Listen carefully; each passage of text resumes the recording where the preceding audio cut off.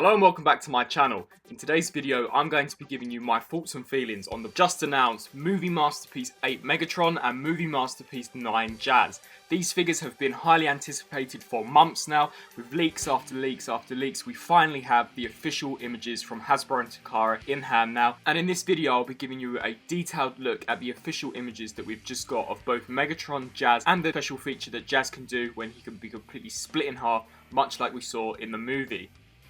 First up, here we have an image of Jazz in his vehicle form. I think that this looks great. It also showcases some of the accessories that this figure comes with, including a Sandwood Wiki and Allspark figurine, Jazz's signature cannon, as well as the interchangeable spine piece. When you split Jazz apart, you can attach this onto the body of Jazz to make it look as if Megatron has pulled his spine out. Here we have a closer image of the Pontiac Solstice hardtop that we saw Jazz obtain in the first movie. I think this looks great. If I had any criticisms to say, is that I wish they would have perhaps tinted the windows and the headlights perhaps a slight blue like we saw in the Studio Series figure. However, as this is a prototype, I do hope that they can rectify this before the figure is released. However, that being said, I think the paint apps look fantastic, as well as I love how they've painted the silver trim around the rims, and the entire vehicle mode seems to be picked out in a really nice silver metallic paint. Next up, we have an official image of Jazz in his robot mode. Now, obviously, the main question is does this beat the Human Alliance version in terms of accuracy? Personally, I think yes. I love how that they've managed to actually get the spoiler on the back of Jazz, much like we saw in the movie. The silver pen application seems to be shining through really nicely here, and as you can see from the images, he does appear to have die-cast metallic pieces for the feet, which will be sure to give the figure some nice weight. I think the hands look fantastic. They seem to have multiple hinges, allowing you to articulate them in a variety of different ways, and I really like the kind of diagonal, very complex design for the legs. It looks really, really accurate to the movie. In this image, we kind of get a sense of the articulation that this figure has. As you can see, he can pull off many dynamic poses. Here we've got Jazz displayed with his arm cannon like we saw in the movie. And I do actually believe that this image is a straight up replication of a piece of CGI concept. I do like the visor on Jazz as well. However, yet again, I do hope that they do tint it. Perhaps a nice blue colour like we saw in the Human Alliance version, and the slight blue tint that we saw in the Studio Series version. I definitely think will make this figure stand out more on the shelf. Along with these official images, we also got a nice bio with them. This figure is due for release on the 1st of November, so there's still quite a long wait for it, and its suggested retail price is at $90 US. The figure is approximately 6 inches tall and has 47 points of articulation. It also states that it includes Sandwood Wiki with the Allspark Cube, and also states that it comes with the interchangeable spine piece as well as Jazz's signature arm cannon. So that about wraps it up for the first look we have of MPM Jazz. Personally, I think that it looks like it's a fantastic figure. It definitely looks a lot more accurate than the Human Alliance version. However, for nearly $90 US, I do think that that is slightly high for a Movie Masterpiece figure. However, I guess it is in keeping with the MPM-07 as well as the MPM-03 Bumblebee.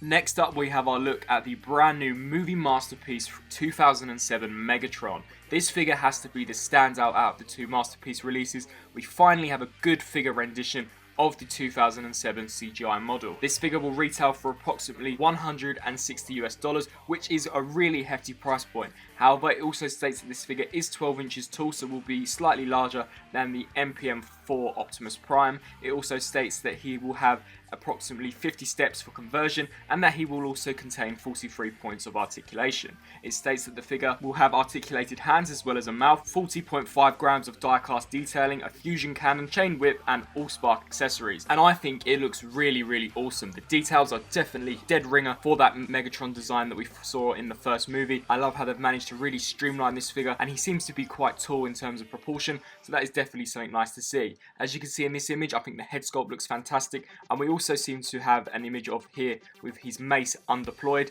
This seems to be a feature where you can pull the mace out and make it elongated. The next images will present this, but this image also gives you a really nice look at some of the paint applications and color choices that they're going for on this figure. Here we've got the image with the deployed mace, so his hand will actually become the mace, and you've got this attachment. It's unclear whether or not this attachment is articulated, however I do probably think that it will be. I think that this looks really, really awesome, and I love how the hand actually becomes the mace like we saw in the film.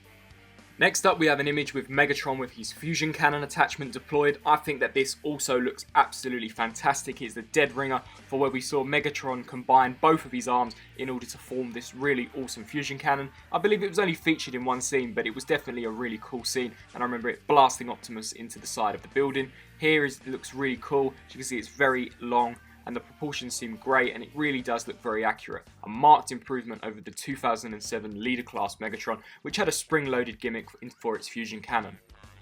And next up, we have probably one of the most interesting accessories and features on this figure that I did not expect them to include.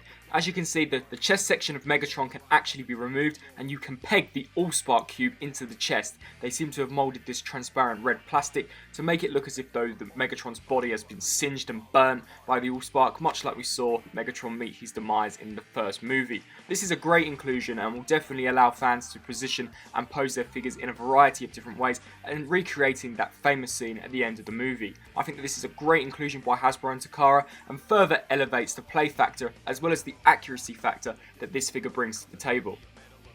Now, in terms of jet mode, Hasbro and Takara have only provided one official image. As you can see, this here is a great look at the Megatron Cybertronian jet that we saw in the first movie. It's very abstract in its design and does seem like it looks like a mess. It doesn't seem that much different in terms of the proportion when compared to the 2007 Leader Class toy. However, I definitely think the paint and colour variation sets it apart from that figure. I like how they've managed to hide the head a lot more accurately, much like was seen in the movie, and that they've managed to create that three-pointed dagger section that Megatron has on the front of the jet mode. The wingspan is rumoured to be about 40 centimeters long, which is quite long for a jet's wingspan, so it will be really interesting to see how this figure transforms from that very long looking accurate robot mode into this kind of very abstract looking jet mode. And finally, the final two set of images I want to take a look at is Megatron ripping Jazz apart like we saw in the film. Now, as you can see, Megatron here is holding both parts of Jazz, the top half in the top of his hand and the bottom half in the lower section. As you can see, that spine attachment is attached to Jazz and looks really movie accurate. It's a great addition and a great attention to detail that Hasbro and Takara have gone the extra way in supplying that spine piece, as it makes the figure look more damaged than it actually really is. I really like how Megatron seems to be holding the weight of Jazz. It definitely presents to me that this figure will have extremely sturdy ratchet joints. Jazz is 6 inches and Megatron is 12 inches, so I definitely think that the scale works really well with these two pieces. So there you have it. Those are my initial feelings on the brand new reveals of Movie Masterpiece Jazz and Movie Masterpiece Megatron.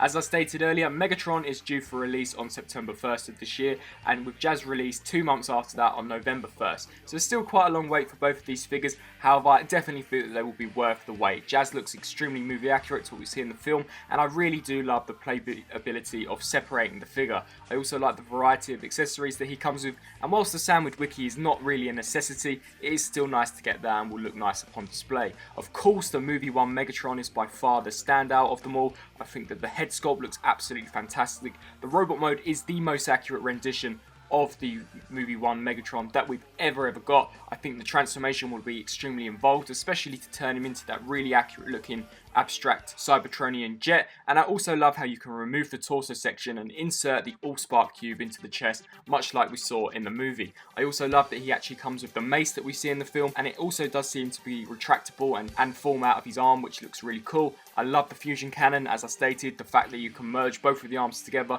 attach the fusion cannon on, is yet again another really good representation of accuracy that we saw in the film. So I'll definitely be picking these two pieces up. Let me know down in the comment section below what you think of these reveals, and which of the two is your favourite, or are both of them your favourite, and do you think that they are better than their previous versions? Thanks for watching.